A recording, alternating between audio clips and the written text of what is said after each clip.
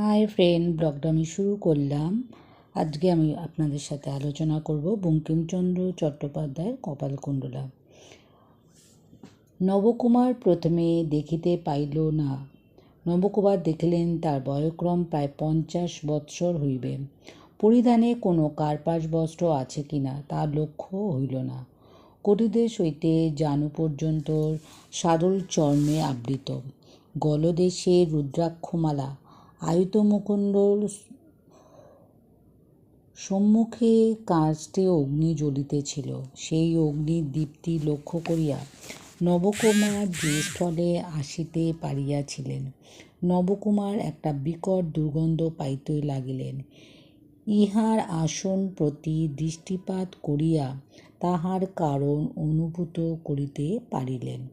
জটাধারী এক ছিন্ন শীর্ষ গলিত শবের ওপর বসিয়া আছে, আর সভয়ে দেখিলেন যে সম্মুখে নরকপাল রহিয়াছে, তন্মধ্যে রক্তবর্ণ দ্রব্য পদার্থ রহিয়াছে, চতুর্দিকে স্থানে স্থানে অস্থি পড়িয়া রহিয়াছে, এমনকি যোগাসেনীর কণ্ঠস্থ রুদ্রাক্ষ মালার মধ্যে ক্ষুদ্র ক্ষুদ্র অস্থিখণ্ড গ্রথিত রহিয়াছে।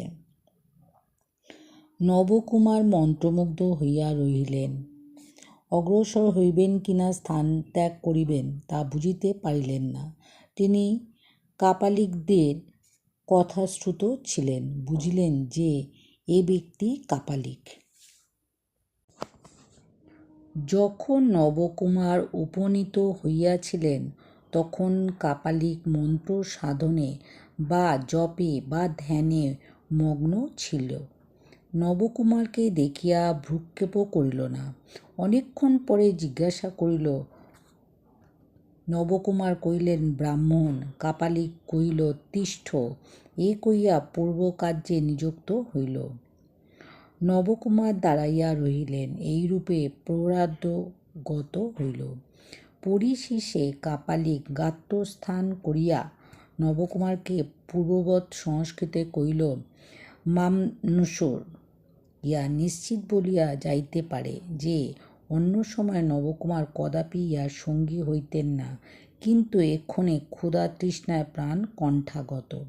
অতএব বহিলেন, প্রভু যে মত আজ্ঞা, কিন্তু আমি ক্ষুধা তৃষ্ণায় বড় কাতর। কোথায় গেলে আহার্য সামগ্রী পাইব, অনুমতি করুন।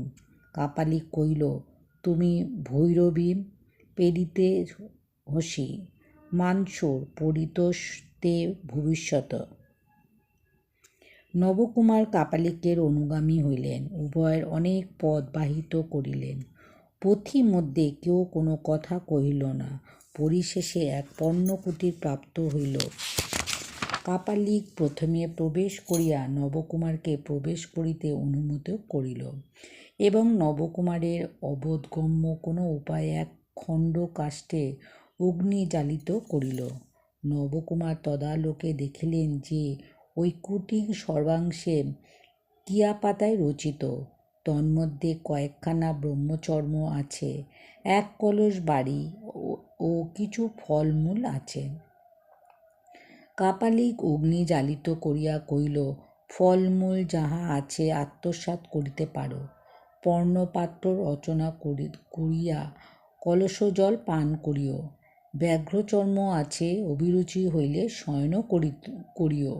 নির্বিঘ্নে তিষ্ঠ, ব্যাঘ্রের ভয় করিও না।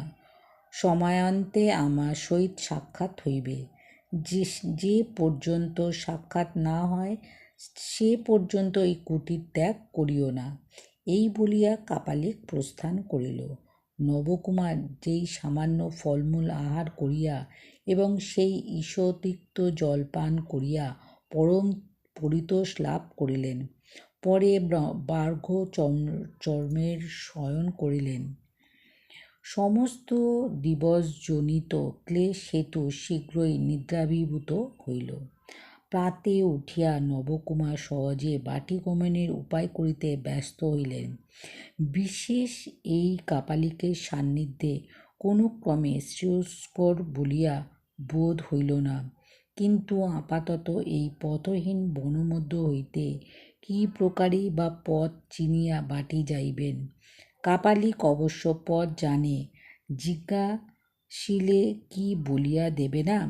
বিশেষ যতদূর দেখা গিয়েছে ততদূর কাপালিক তার প্রতি কোনো শঙ্কাসূচক আচরণ করে নাই। কেনই বা তবে তিনি ভীত হন? এইদিকে কাপালিক তাকে পুনঃসাক্ষাৎ পর্যন্ত কুটির ত্যাগ করিতে নিষেধ করিয়াছে। তাহার অবাধ্য হইলে বরং তাহার রোষোৎপত্তির সম্ভাবনা। নবকুমার শ্রুত ছিলেন যে কাপালিকের মন্ত্রবলে অসাধ্য সাধনে সক্ষম, এই কারণে তাহার অবাধ্য হওয়া অনুচিত ইত্যাদি বিবেচনা করিয়া নবকুমার আপাতত কুটির মধ্যে অবস্থান করাই স্থির করিলেন। কিন্তু ক্রমে বেলা অপরাহ্ন হইয়া আসিল, তথাপি কাপালিক প্রত্যাগমন করিল না। পূর্বদিনের উপবাস, অদ্য এ পর্যন্ত অনশন, ইহাতে ক্ষুধা প্রবল হইয়া উঠিল। কুটির মধ্যে যে অল্প পরিমাণ ফলমূল ছিল তাহা পূর্বরাত্রেই ভুক্ত হইয়াছিল। এক্ষণে কুটির ত্যাগ করিয়া ফল মূলান্বেষণ করিয়া ক্ষুধায় প্রাণ যায়। অল্পবেলা থাকিতে ক্ষুধার পীড়নে নবকুমার ফলান্বেষণে বাহির হইলেন। নবকুমার ফলান্বেষণে নিকটস্থ বালুকাস্তূপ সকলের চারিদিকে পরিভ্রমণ করিতে লাগিলেন। যে দুই একটা গাছ বালুকায় জন্মিয়া থাকে তাহার ফলোৎপাদন করিয়া দেখিলেন যে এক বৃক্ষের ফল বাদামের ন্যায় অতি সুস্বাদু। তদ্দ্বারা ক্ষুধানিবৃত্ত করিলেন। কথিত বালুকাস্তূপ শ্রেণীপ্রস্থে অতি অল্প, অতএব নবকুমার অল্পকাল ভ্রমণ করিয়া তাহা পার হইলেন। তৎপর বালুকাবিহীন নিবিড় বনমধ্যে পড়িলেন, যার ক্ষণকালের জন্য অপূর্ব পরিচিত বনমধ্যে ভ্রমণ করিয়াছিলেন। তাঁরা জানেন যে পথহীন বনমধ্যে ক্ষণমধ্যেই পথভ্রান্তি জন্মে। নবকুমার তাই ঘটিল। কিছুদূর আসিয়া আশ্রম কোন পথে রাখিয়া আসিয়াছেন তা স্থির করিতে পারিলেন না। গম্ভীর জলকল্লোল তাঁর কর্ণপথে প্রবেশ করিল। তিনি বুঝিলেন যে এ সাগর গর্জন। ক্ষণকাল পরে অকস্মাৎ বনমধ্য হইতে বহির্গত হইয়া দেখিলেন যে সম্মুখেই সমুদ্র। অনন্ত বিস্তার নীলাম্বমণ্ডল সম্মুখে দেখিয়া উৎকণ্ঠা হৃদয়ে পরিপ্লুত হইল। শীতলময় তটে গিয়া উপবেশন করিলেন। ফেনিল নীল অনন্ত সমুদ্র। উভয় পার্শ্বে যতদূর চক্ষু যায় ততদূর পর্যন্ত তরঙ্গভঙ্গ প্রক্ষিপ্ত ফেনার রেখা। স্তূপীকৃত বিমল কুসুমোদ্দাম গ্রথিত মালার ন্যায় যে ধবল ফেনারেখা হেমকান্ত সৈকতে ন্যস্ত হইয়াছে, কাননকুণ্ডলা ধরণীর উপযুক্ত অলকাভরণ। নীল জলমণ্ডল মধ্যে সহস্র স্থানেও সফেন তরঙ্গ ভঙ্গ হইছিল। যদি কখনো এমত প্রচণ্ড বায়ুবহন সম্ভব হয় যে, তাহার বেগে নক্ষত্রমালা সহস্রে সহস্রে স্থানচ্যুত হইয়া নীলাম্বরে আন্দোলিত হইতে থাকে, তবে যেই সাগরতরঙ্গ ক্ষেপের স্বরূপ দৃষ্ট হইতে পারে। এ সময় অনন্তগামী দিনমণির মৃদুল কিরণে নীল জলের একাংশ দ্রবীভূত সুবর্ণের ন্যায় জ্বলিতেছিল।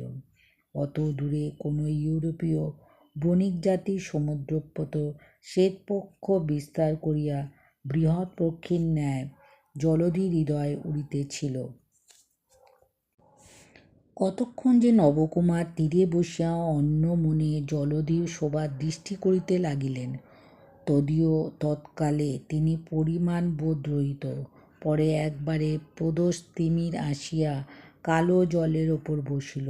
তখন নবকুমারের চেতনা হইল যে আশ্রম সন্ধান করিয়া লইতে হইবেক। দীর্ঘ নিঃশ্বাস ত্যাগ করিয়া গাত্রস্থান করিলেন। দীর্ঘ নিঃশ্বাস ত্যাগ করিলেন কেন তা বলিতে পারি না। তখন তাহার মনে কোনো ভূতপূর্ব সুখের উদয় হইতেছিল, তা কে বলিবে। গাত্রস্থান করিয়া সমুদ্রের দিকে পশ্চাৎ ফিরিলেন। ফিরিবা মাত্র দেখিলেন অপূর্ব মূর্তি। সেই গম্ভীর নাদী বারিধি তীরে সৈকত ভূমে অস্পষ্ট সন্ধ্যালোকে দাঁড়িয়ে অপূর্ব রণমূর্তি, কেশভার অবনী সংবোধ সংসর্পিত রাশিকৃত আণ্ডুলোফ লম্বিত কেশভার তর্গে দেহরত্ন যেন চিত্রপটের ওপর চিত্র দেখা যাইতেছে। অলকাবলীর প্রাচুর্যমণ্ডল সম্পূর্ণরূপে প্রকাশ হইতেছিল না, তথাপি মেঘ বিচ্ছেদ মিশ্রিত চন্দ্ররাশির নবকুমার গৃহগমনাভিলাষ ব্যক্ত করিলেন, কহিলেন, পথ অবগত নহি, পাথেয় নাই, যদি হিতবিধান প্রভুর সাক্ষাৎ পাইলে হইতে পারিবে, এ ভরসায় আছি। কাপালি কেবলই মাত্র কহিল, আমার সঙ্গে আগমন করো। এই বলিয়া উদাসীন গাত্রস্থান করিলেন। বাটি যাইবার কোনো সদুপায় হইতে পারিবে প্রত্যাশায় নবকুমার তাহার পশ্চাৎবর্তী হইলেন। তখন সন্ধ্যালোক অন্তর্হিত হয় নাই। কাপালিক অগ্রে অগ্রে নবকুমার পশ্চাৎ পশ্চাৎ যাইতেছিলেন। অকস্মাৎ নবকুমার পৃষ্ঠদেশে কাহারও কোমল করস্পর্শ হইল। পশ্চাতে ফিরিয়া যাহা দেখিলেন তাতে স্পন্দনহীন হইলেন। সেই আণ্ডলোফ লম্বিত নিবিড় কেশরাশিধীন বর্ণদেবী মূর্তি। পর্বত নিঃশব্দ নিস্পন্দ। কোথা হইতেই মূর্তি অকস্মাৎ তাহার পশ্চাতে আসিল। নবকুমার দেখিলেন রমণীর মুখে অঙ্গুলি প্রদান করিয়া আছে। নবকুমার বুঝিলেন যে রমণী বাক্যস্ফূর্তি নিষেধ করিতেছে। নিষেধের বড় প্রয়োজন ছিল না। নবকুমার কি কথা কইবেন তিনি তখন চমৎকৃত হইয়া দাঁড়াইলেন। কাপালিক এ সকল কিছুই দেখিতে পাইল না, অগ্রসর হইয়া চলিয়া গেল। তাহারা উদাসীনের শ্রবণাতিক্রান্ত হইলে রমণী মৃদুস্বরে কি কথা কইল। নবকুমারের কর্ণে এ শব্দ প্রবেশ করিল, কোথা যাইতেছ? যাইও না, ফিরিয়া যাও, পলায়ন করো। এই কথা সমাপ্ত করিয়া উক্তিকারিণী সরিয়া গেলেন। প্রত্যুত্তর শোনিবার জন্য তিষ্ঠলেন না। নবকুমার কিয়ৎকাল অভিভূতর ন্যায় দাঁড়াইয়া পশ্চাৎবর্তী হইয়া ব্যগ্র হইলেন, কিন্তু রমণী কোন দিকে গেল তাহার কিছুই স্থিরতা পাইল না। মনে করিতে লাগিলেন, এ কাহার মায়া, না আমারই ভ্রম হইতেছে। যে কথা শুনিলাম সে তো আচমকাসূচক, কিন্তু কিসের আশঙ্কা? তান্ত্রিকের সকলই করিতে পারে, তবে কি পালাইব বা কেন? সেদিন যদি বাঁচাইয়াছে, আজও বাঁচব। কাপালিকের মনুষ্য, আমিও মনুষ্য। নবকুমার এইরূপ চিন্তা করিতেছিলেন। এমন সময় দেখিলেন কাপালিক তাহার সঙ্গে না দেখিয়া প্রত্যাগমন করিতেছে। কাপালিক কহিল, বিলম্ব করিতেছ কেন? যখন লোকে ইতি কর্তব্য স্থির করিতে না পারে, তখন তাহাদিগের দিকে প্রথম আহত করা যায়, সেই দিকে প্রবৃত্ত হয়। কাপালিকের পুনরারোহণ করিতে বিনা বাক্যব্যয়ে নবকুমার তাহার পশ্চাৎবর্তী হইলেন। কিয়দ্দূরে গমন করিয়া সম্মুখে এক মৃৎপ্রাচীর বিশিষ্ট কুটির দেখিতে পাইলেন।